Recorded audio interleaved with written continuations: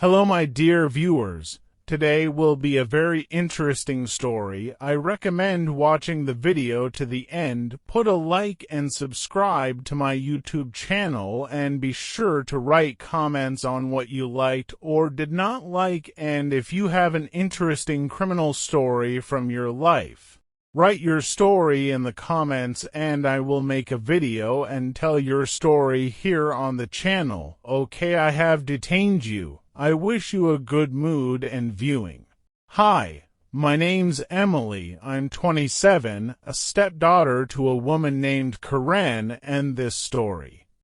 Well, it's something I've never told anyone before. But I feel like it's time the truth came out. It all began with a simple dinner invitation. Crifan had planned one of her famous family gatherings, a big deal for her. She loved to flaunt our perfect family to her friends. Dad adored her, and she always made sure everyone knew it. This dinner, though, wasn't just for close family. She invited her business associates, a couple of neighbors, and some distant relatives we hardly ever saw. It was Crifan's way of showing the world her perfect life, but it wasn't perfect, I knew that. You see, my dad, Mark, married Crifan when I was 15, not long after my mom passed away.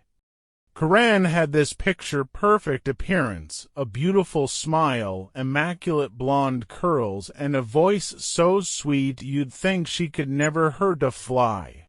But behind the closed doors of our house, she was controlling, manipulative, and, quite frankly, a master at playing the victim. I tolerated her for my dad's sake, though. He seemed happy with her, or at least he pretended to be, but then something happened. Something I never expected. A week before the dinner, I stumbled across an email while using the family computer. It wasn't snooping, I swear. I was just logging into my own account, and her email popped up. The subject line caught my eye. It read, "Last night was perfect." Curiosity got the better of me. I clicked on it. The message wasn't from my dad. It was from a man named Ethan. My hands trembled as I stared at the email.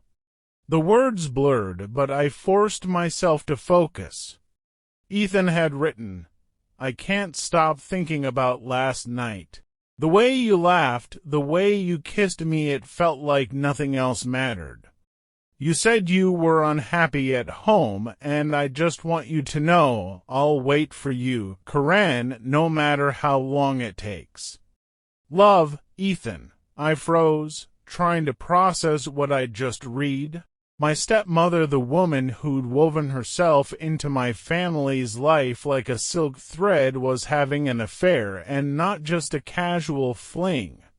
It sounded emotional, intimate, deep. I wanted to scream, to confront her right then and there, but I didn't.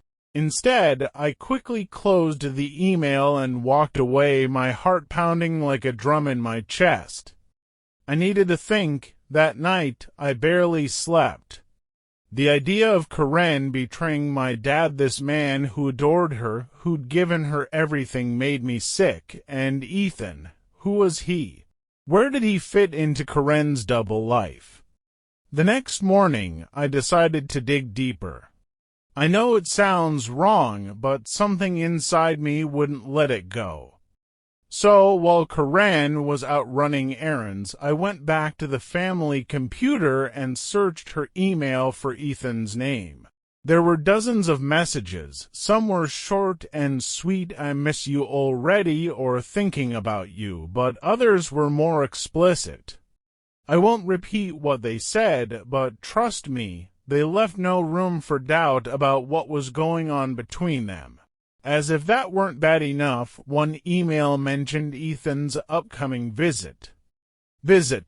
I scrolled further, my stomach churning. Apparently, Ethan was planning to attend the family dinner. He wasn't just some stranger Crifan was hiding away.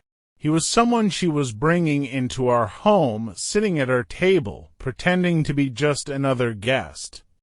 And that's when I knew I had to act. The day after I discovered the emails, I couldn't stop replaying everything in my mind. Every smile Karen gave my dad, every sweet word she'd said in front of us, it all felt like a lie. I couldn't look at her without wondering how long this had been going on and what kind of man Ethan was. I needed answers. That evening, I waited for Karen to leave the house again. She always went to the gym at 6 p.m. sharp, dressed in her spotless workout gear, complete with a designer water bottle. It was almost laughable. She'd act like she was going to sweat it out on the treadmill, but I knew better. She wasn't coming back with so much as a stray hair out of place. As soon as she pulled out of the driveway, I ran upstairs to her bedroom. Karen's life revolved around appearances, so her closet was immaculate. Designer shoes and clear boxes, color-coded dresses, and a faint hint of lavender from her sachets. I went straight to her nightstand. Inside, I found the usual hand lotion, a couple of books, some receipts, but then I spotted a small leather-bound journal tucked in the back. My pulse quickened. I hesitated for a moment, then flipped it open. The first few pages were harmless, filled with lists of goals and quotes she'd probably picked up from Instagram. But then, about halfway through, I hit the jackpot. Karen's handwriting spilled secrets she'd never dare say aloud. I saw Ethan again today.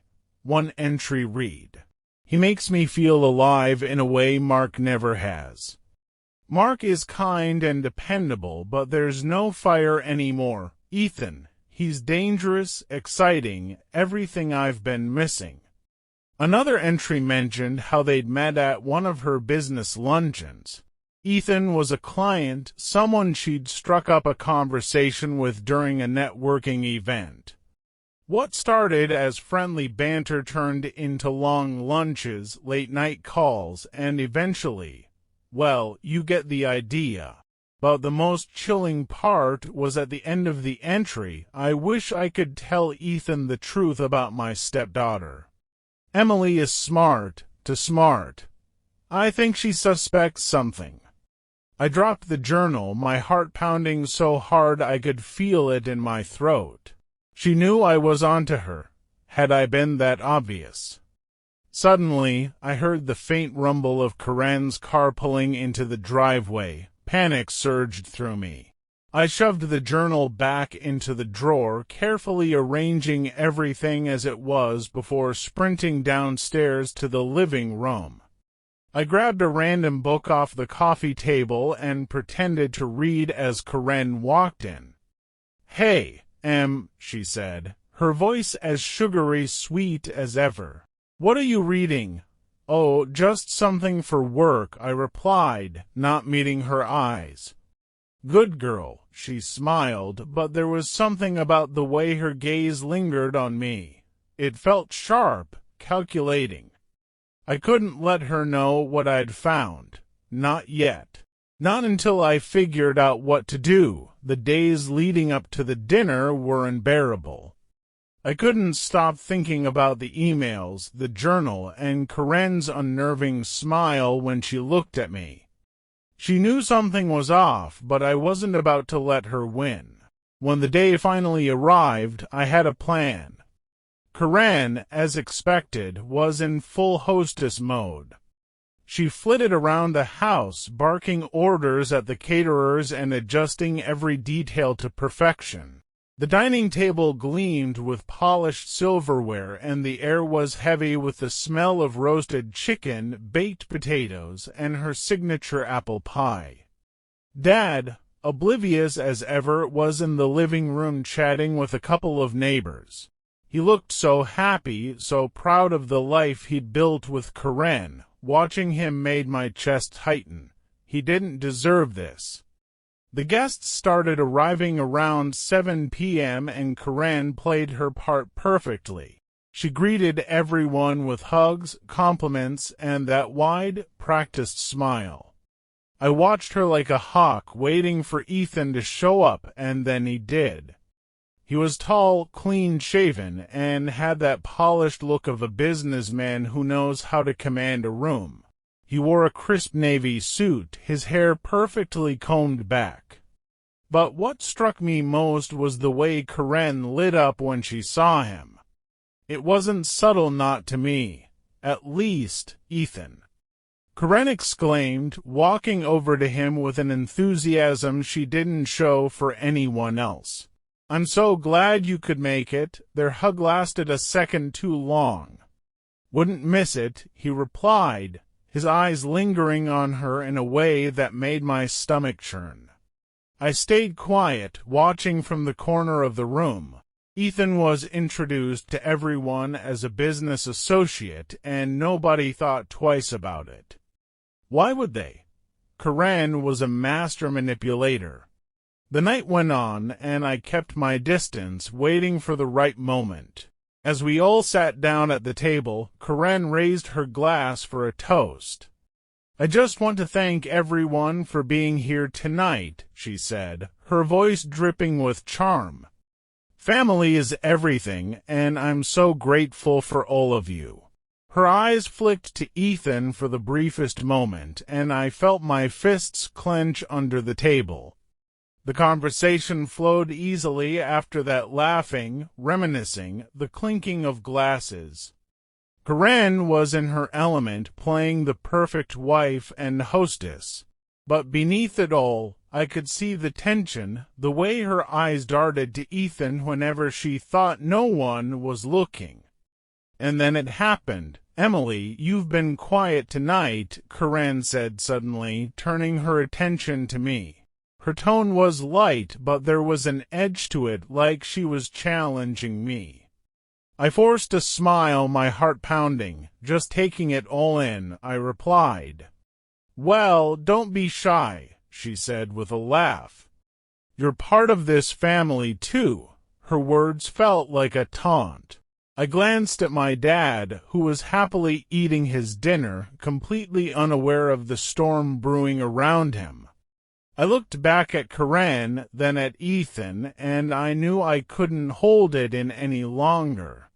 "Actually, there's something I've been meaning to share," I said, my voice steady. The room fell silent. All eyes were on me. "What is it, sweetheart?" my dad asked, his brow furrowing slightly. I looked directly at Karen, watching the color drain from her face. "It's about Karen and Ethan," I said slowly, letting the weight of my words sink in. Time seemed to stop as I delivered the words.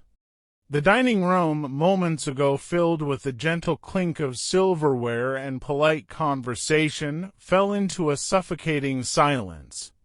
Every eye turned to me, but I remained focused on Karen's face.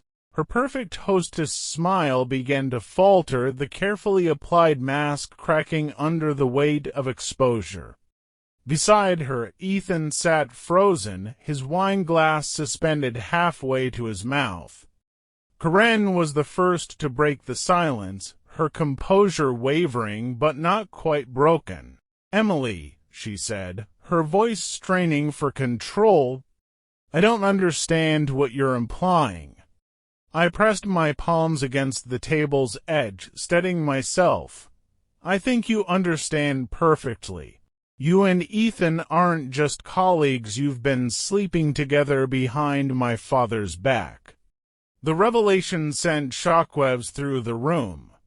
My father's fork hit his plate with a sharp clatter. "Emily," he whispered, "what are you saying?" "I found everything, Karen," I continued, my voice trembling with barely contained emotion. "The emails, your journal, it's all there. And now you have the audacity to bring him into our home, acting like nothing's wrong." Karen lurched to her feet, her chair screeching against the hardwood. "This is outrageous," she snarled, her carefully maintained poise shattering completely. You're making up lies, really, I challenged, holding her gaze. Would you like me to share the emails with everyone? Should I quote from your journal? The silence that followed was deafening. My father turned to Crifan, his expression a storm of betrayal and rage. Crifan, he said, his voice dangerously quiet, tell me the truth. She stood paralyzed, words failing her, but it was Ethan who cracked first. I should leave, he mumbled, starting to rise. Don't move, my father thundered, making everyone jump. Ethan glanced helplessly at Crifan, but she remained speechless, trapped in her own web of lies. Answer me, Dad demanded, his voice cracking. Is it true? Crifan's eyes welled up, and for once her tears weren't just for show. Mark, please understand, she pleaded. I never meant to. I do love you, but... Don't, Dad roared, his fist crashing down on the table. Don't you dare say those words to me.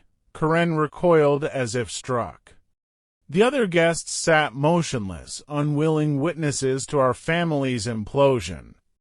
There's more, Dad, I said softly but firmly. She's been planning to leave you. She told Ethan she's unhappy. Everything has been a lie. I watched as my father's face crumpled, tears spilling down his cheeks. It was the first time I'd ever seen him cry, and the sight tore at my heart, but I knew he needed to hear it all. Crifan reached for him desperately. Mark, let me explain. Get away from me, he rasped. I can't even look at you right now. The evening dissolved into chaos after that. Crifan fled upstairs, Ethan slipped away without a word, and our guests made their uncomfortable exits, offering awkward condolences to my father on their way out. I stayed behind to help clean up, though neither of us spoke. We moved through the motions in silence, the weight of what had happened pressing down on us both. That night, Crifan packed her things and left. Whether she went to Ethan or somewhere else, I never knew and never cared to find out. Dad filed for divorce the next morning, and while his recovery took time, he eventually found happiness with someone worthy of his trust. Looking back, I learned that revealing the truth, however painful, can be an act of love. Sometimes breaking things is the only way to make them right. As for Crifan, she vanished from our lives completely. But sometimes I wonder if she ever reflects on what she destroyed, the family she shattered, and the trust she never regained. Thank you for watching this video to the end. Please subscribe to my YouTube channel. This will help me work better and faster for you. I would be grateful, so watch my other videos.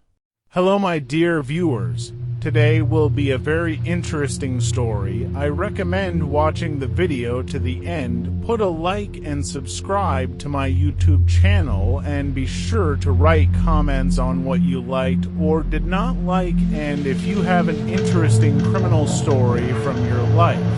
Write your story in the comments and I will make a video and tell your story here on the channel. Okay, I have detained you. I wish you a good mood and viewing. It began on a crisp autumn evening in October when the air carried a chill and the streets were alive with the golden hues of falling leaves. Claire Bennett, a 34-year-old graphic designer, sat at the dining table of her suburban home in Westchester. The table, adorned with a modest vase of lilac, reflected her knack for simplicity and elegance. Her husband, Marcus, had been distant for weeks, and tonight was no exception. Marcus, a 36-year-old financial consultant, had once been the anchor in Claire's life, steady, reliable, and doting. But lately, Claire noticed subtle changes. The small rituals they used to share, like their morning coffee chat or evening walks, had faded into memory. Tonight, as Marcus returned late from the office with a mumbled excuse about an extended meeting, Claire's unease deepened. "Sorry, the team wanted to go over the numbers one last time before tomorrow's presentation," he said, barely making eye contact as he hung his jacket on the back of the chair. The faint smell of perfume that wasn't hers wafted through the air. Claire's heart clenched. "It's fine," she replied, her voice calm but laced with doubt. She knew the scent of Marcus' cologne by heart, and this was not it. Still, she brushed the thought aside, telling herself it could have come from a colleague or the shared space of an elevator. She wanted to believe him, to trust the man she had built a life with. Later that night, as Marcus showered, Claire noticed his phone left carelessly on the kitchen counter. The screen lit up with a notification. It was a message from someone named Lily. Curiosity battled with guilt as Claire's fingers hovered over the device. Ultimately, she resisted the urge to snoop and returned the phone to its original spot. But the name lingered in her mind, along with questions she couldn't answer. The days that followed did little to ease her suspicions. Marcus' behavior grew more erratic. He often worked late and seemed guarded, always keeping his phone close. On one occasion, Claire walked into the room just as he ended a call, his expression a mix of guilt and irritation. "Work," he said before she could ask. Claire's best friend, Emily, noticed the strain during their weekly coffee meet-up. "You've been quiet lately," Emily said, her brow furrowed with concern. Claire hesitated but eventually shared her fears.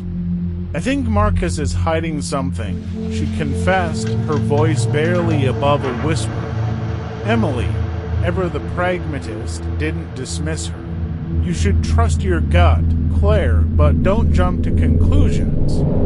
People act weird for all sorts of reasons. Maybe he's stressed."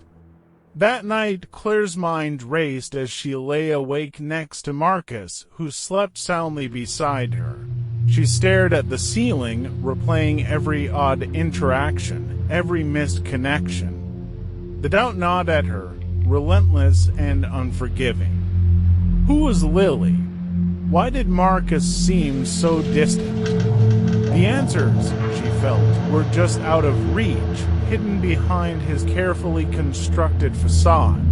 But Claire's resolve hardened. She decided she would get to the truth, whatever it might be. Little did she know, the truth would unravel in ways she could never have imagined, setting the stage for a tragedy that would append her world forever. The following week, Claire decided to take matters into her own hands. She began observing Marcus more closely, noting every inconsistency in his behavior. The tension between them grew palpable, though neither acknowledged it outright. Marcus seemed to sense her scrutiny, and his evasiveness only deepened her resolve. One evening, as Marcus worked late yet again, Claire decided to look through their shared computer. She told herself it was harmless, just a way to ease her mind. Opening his email, she found nothing out of the ordinary: invoices, client correspondence, the mundane details of his job. But a hidden folder caught her eye, labeled simply Work Docs. Inside, she found photos that made her blood run cold. Pictures of Marcus and a woman she didn't recognize, their body language intimate and unmistakable. The woman was younger, with striking red hair and a radiant smile. Each photo felt like a dagger to Claire's heart. The time-stamp on the images confirmed her worst fears. These weren't old memories, but recent escapades. Claire's hands trembled as she closed the folder, her mind a whirlwind of emotions: anger, heartbreak, and confusion. She felt betrayed, but more than that, she felt lost. How had she missed this? How had the man she loved turned into a stranger? When Marcus returned home that night, Claire's demeanor was icy. "How was work?" she asked, her voice deceptively calm. Marcus hesitated, his eyes narrowing slightly. "Fine. Long day, but we made progress." Claire nodded, biting back the accusations that threatened to spill from her lips. She needed more time to process what she had found, to decide what her next move would be. But the mask Marcus wore was beginning to crack, and Claire could see the man beneath the man who was no longer hers. As the days passed, Claire's unease turned into action. She began documenting everything: his late arrivals, the vague excuses, the missed calls. Each piece of evidence became part of a puzzle she was determined to solve. And as she delved deeper, she couldn't shake the feeling that she was walking a dangerous line, one that could shatter their lives in ways she wasn't prepared for. Just as Claire's suspicions reached their peak, Marcus vanished without warning. It was a Wednesday morning when Claire woke up to find his side of the bed cold and empty. His phone, wallet, and car keys were gone, but his suitcase remained. Claire called his office, only to be told he hadn't arrived and hadn't informed anyone of an absence. Panic set in. She tried calling him repeatedly, but her calls went straight to voicemail. The anxiety that had been simmering beneath the surface now boiled over. What had started as suspicion of infidelity now felt like something far darker. Where was Marcus, and why had he disappeared without a word? Claire's first instinct was to call Emily, who came over immediately. "This is serious," Emily said, pacing the living room. "You need to call the police." Claire hesitated.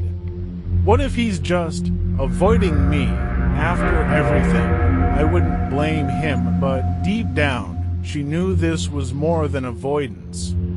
Something was wrong. By the afternoon, Claire relented and contacted the police. An officer arrived to take her statement, asking questions about their relationship and Marcus' recent behavior. Claire kept her answers measured, though her heart pounded with every word. When the officer asked if Marcus had any enemies or reasons to disappear, Claire faltered. She thought of the photos, the secret folder, the lies, but she said nothing. Over the next 2 days, the police conducted a preliminary investigation. They checked Marcus' credit card activity and cell phone records, but both had gone cold. Claire's home was searched for any signs of foul play, though nothing seemed amiss. Still, the police's questions grew sharper, their gazes more probing. Claire couldn't shake the feeling that suspicion was turning toward her. Then, on the third day, everything changed. A jogger found a body near a wooded trail on the outskirts of town. It was Marcus. The news hit Claire like a freight train. Her husband was dead, and the life they had built together was shattered. But as the details emerged, the nightmare only deepened. Marcus' death wasn't an accident. He had been murdered. The morning after Marcus' body was discovered, Claire's home became a hub of activity. Police cars lined the street, their flashing lights casting eerie shadows on the walls of the quiet neighborhood. Detectives moved in and out of the house, their expressions grave as they searched for clues. Detective Evelyn Harper, a seasoned investigator with sharp eyes and a no-nonsense demeanor, was assigned to lead the case. She arrived at Claire's doorstep with a small notebook in hand and an air of authority that made Claire's stomach churn. "Mrs. Bennett, we'll need to ask you some more questions about your husband's disappearance and the circumstances leading up to his death." Claire nodded, her throat dry. "Of course, anything to help." As the questioning began, Claire felt the weight of suspicion settle heavily on her shoulders. Detective Harper's questions were pointed and thorough. When was the last time you saw Marcus alive? Did he have any enemies? Were you aware of any affairs or financial troubles? Claire answered as honestly as she could, though she carefully omitted the discovery of the photos. She feared how it might look if she revealed she had been digging into Marcus' private life. But Harper's sharp gaze seemed to pierce through her as though she could sense the unspoken truths. As the hours dragged on, the house felt increasingly oppressive. Forensic teams combed through every corner, photographing, dusting for fingerprints, and collecting items for evidence. Claire watched from the living room sofa, her heart pounding with every creak of the floorboards. By evening, Harper approached her with a grave expression. "Mrs. Bennett, we're going to need you to stay available for further questioning. Right now, we have more questions than answers, and we'll need your cooperation." Claire nodded, feeling the walls close in around her. As the detectives left, she sank into the silence of the empty house. The weight of Marcus' death and the growing suspicion against her felt unbearable. She knew she needed to clear her name, but the path ahead seemed shrouded in uncertainty and fear. In the days following the discovery of Marcus' body, the media descended on West Chester like vultures. News vans lined the streets, reporters eager to uncover the salacious details of the case. Headlines splashed across screens and newspapers, painting Claire as the grieving widow or the prime suspect. Inside the house, Claire's life unraveled further. Each day brought new questions from Detective Harper, who seemed relentless in her pursuit of the truth. "We've found some inconsistencies in Marcus' financial records," Harper said during one meeting.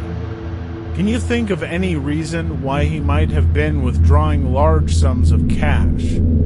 Claire shook her head, genuinely puzzled. "No. He never mentioned anything like that to me," but the revelation left her reeling. What had Marcus been hiding? The police investigation turned up more troubling evidence. A search of Marcus' office revealed a second phone, one Claire had never seen before.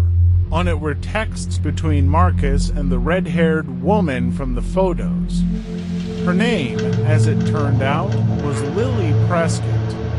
The messages painted a damning picture of an affair that had been going on for months. Claire felt a mix of rage and despair. She had suspected Marcus of infidelity, but seeing the proof laid out in cold, hard evidence was a different kind of pain. What stung even more were the texts that hinted at financial dealings Marcus had kept hidden from her. Transactions involving large sums of money, cryptic references to settling debts, and veiled threats from unknown numbers suggested he had been involved in something far more dangerous than she'd imagined. Detective Harper didn't hold back. "Mrs. Bennett, were you aware of your husband's relationship with Miss Prescott?" Claire's voice wavered. "I suspected. But I didn't know for sure until now. And what about the money? Did Marcus ever talk to you about debts or financial troubles?" Harper pressed. "No. He always said everything was fine. I trusted him," Claire replied, her composure cracking. As the days turned into weeks, Claire found herself drowning in a sea of suspicion. Friends and neighbors who once offered their support now kept their distance. Even Emily seemed wary, her visits less frequent and her questions more pointed. "Claire, is there something you're not telling me?" Emily asked one evening, her tone gentle but insistent. Claire wanted to confide in her, to unload the weight of her fears and doubts. But the words caught in her throat. The truth was, she didn't know what to believe anymore. About Marcus, about herself, about the life they had shared. The pressure reached a breaking point when Claire received a call from Harper late one night. "We found something else," the detective said, her voice grim. "We need you to come down to the station immediately." Claire arrived at the police station the next morning, her nerves frayed. She was led into a small interrogation room where Harper and another detective waited. A folder sat on the table between them, its contents hidden but radiating menace. "Mrs. Bennett, we need to discuss some new findings," Harper began, her tone measured but firm. She opened the folder, revealing photographs, documents, and what appeared to be forensic reports. "We've analyzed Marcus' financial transactions and phone records further," Harper continued. "It seems he was not only involved in an affair but also entangled in a scheme to launder money." Claire's stomach dropped. "Launder money? I had no idea."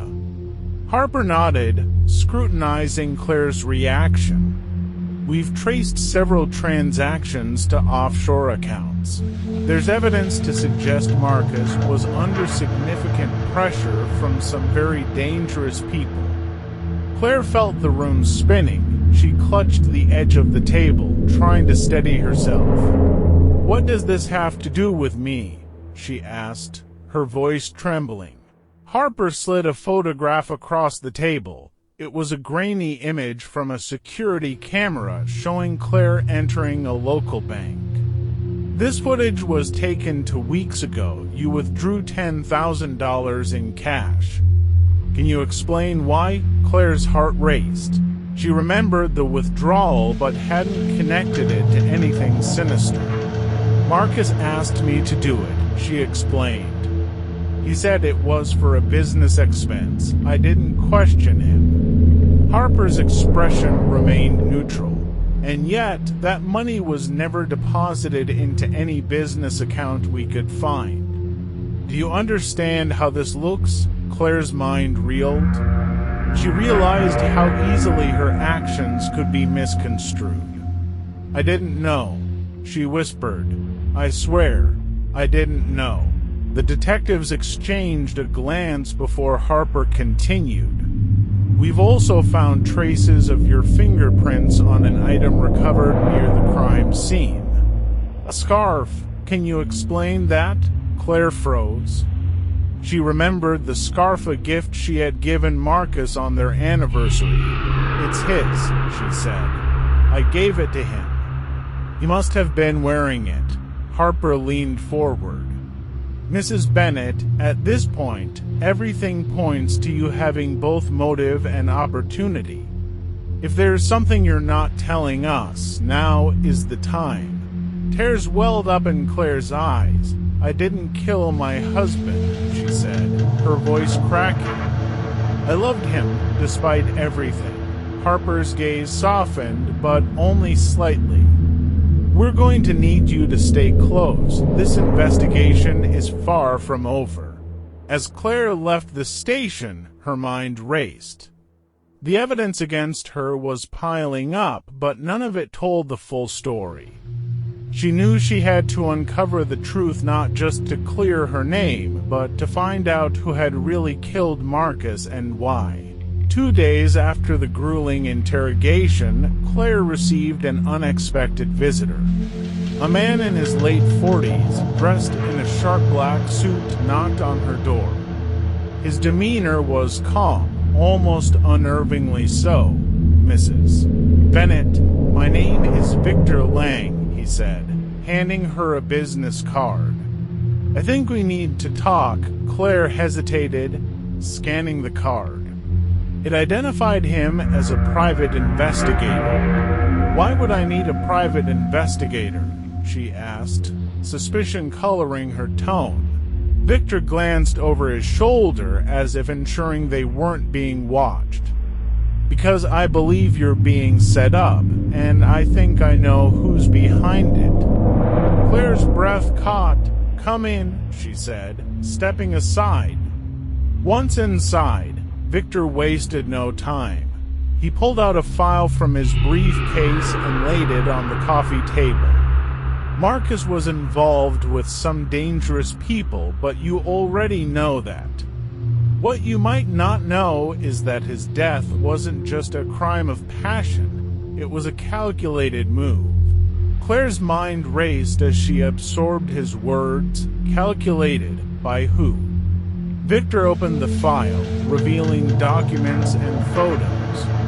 "I've been tracking a man named Adrian Kane. He's a known figure in underground finance, money laundering, loan sharking, you name it.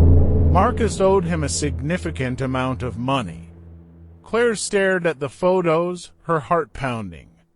One of them showed Marcus meeting with a tall, imposing man outside a dimly lit bar. "Why are you telling me this?" she asked, her voice trembling. Victor met her gaze. "Because Kane has a history of tying up loose ends. If Marcus couldn't pay, Kane would have found another way to collect. And now, with you under investigation, it's the perfect cover for him to walk away clean." Claire felt a surge of hope, tempered by fear. "What do you need from me?" Victor leaned forward. "Your cooperation. I have contacts who can gather intel that the police can't, but I need you to be honest with me about everything. If there's something you haven't told the police, now's the time." Claire's hands trembled as she folded them in her lap. "Marcus was hiding a lot," she admitted. "There were photos of him and another woman, Lily Prescott, and he asked me to withdraw money. But I didn't know what it was for. That's all I know." Victor nodded, jotting down notes. "Lily's name has come up before. She's connected to Kane, likely as a lure to keep Marcus in line. We'll dig into her as well." Claire felt a flicker of relief. For the first time, someone seemed to be on her side. "What do I do now?" she asked. Victor's expression hardened. "You stay low, avoid talking to anyone about this, and let me do my job. But be ready, Kane doesn't leave loose ends, and that makes you a target." The next few days were a blur of anxiety for Claire. She stayed confined to her home, jumping at every shadow and avoiding calls from anyone but Victor. Meanwhile, Victor's investigation began yielding results. He discovered that Lily Prescott had vanished shortly after Marcus' death, leaving behind a string of unanswered questions. "It's not a coincidence," Victor told Claire during one of their covert meetings. "Lily knew too much, and Kane probably saw her as a liability." Claire shuddered. The thought of someone being eliminated so ruthlessly was horrifying. "Does that mean I'm next?" she whispered. Victor hesitated. "Not if we get to Kane first. My sources indicate he's planning to leave the country. If we can tie him to Marcus' murder before he disappears, we might have a chance." But the walls seemed to be closing in on Claire. The police continued to build their case, and the media's portrayal of her grew increasingly damning. One particularly scathing article labeled her the Black Widow of Westchester, insinuating that she had orchestrated Marcus' death to cover up her own involvement in his crimes. Desperate to clear her name, Claire decided to take matters into her own hands. She began poring over Marcus' old files and emails, searching for anything that might prove her innocence. It was during one of these late-night searches that she stumbled upon an encrypted folder on Marcus' laptop. After hours of frustration, she managed to unlock it, revealing a series of emails between Marcus and Kane. The messages were chilling. Kane's tone was menacing, filled with thinly veiled threats about what would happen if Marcus didn't pay up. One message, dated just days before Marcus' death, read, "Time's up. If you can't deliver, I'll collect another way." Claire forwarded the emails to Victor, her hands shaking as she typed. "This has to prove something, right?" She asked him over the phone. "It's a start," Victor replied. "But we'll need more to bring him down. Stay sharp, Claire. Things are about to get dangerous." The next morning, Claire's fears were realized. As she stepped outside to retrieve the mail, a black car idling at the end of the street caught her eye. The windows were tinted, but she could feel the weight of someone's gaze. Her heart pounded as she hurried back inside, locking the door behind her. Victor's warning echoed in her mind. Cain doesn't leave loose ends. Thank you for watching this video to the end. Please subscribe to my YouTube channel. This will help me work better and faster for you. I would be grateful, so watch my other videos.